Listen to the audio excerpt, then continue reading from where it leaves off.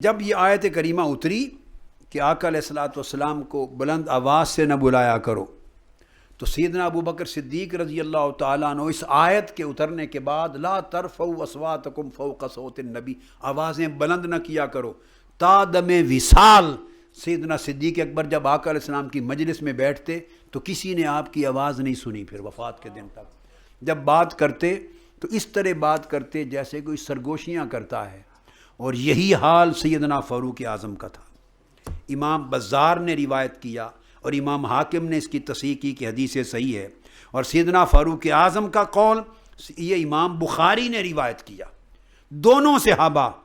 کلام کرنا روٹین کی آواز میں بھی بند کر گئے تھے، سرگوشیوں کی طرح بولتے اور کان لگا کے ان کے لبوں کے ہلنے سے سمجھنا پڑتا تھا کہ ابو بکر و عمر کیا کہہ رہے ہیں۔ الفاظ سنائی نہیں دیتے تھے،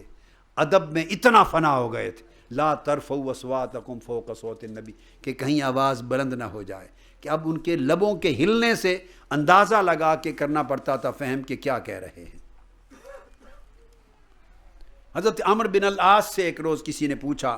یہ صحیح مسلم میں حدیث آتی ہے کہ آقا علیہ السلام کا حلیہ مبارک تو بیان کریں۔ انہوں نے کہا خدا کی قسم حضور سے بڑھ کر کائنات میں کوئی مجھے محبوب نہ تھا،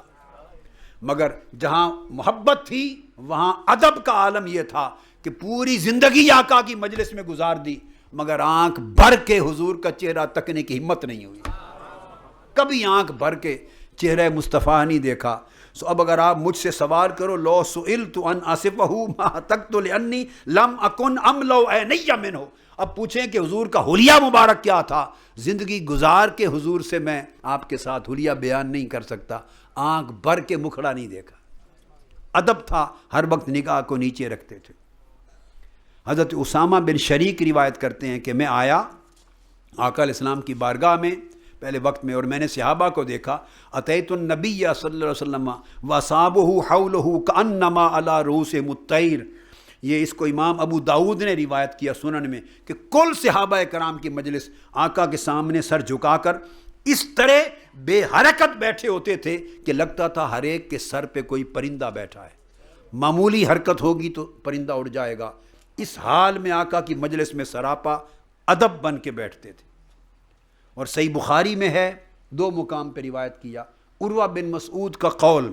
کہ جب وہ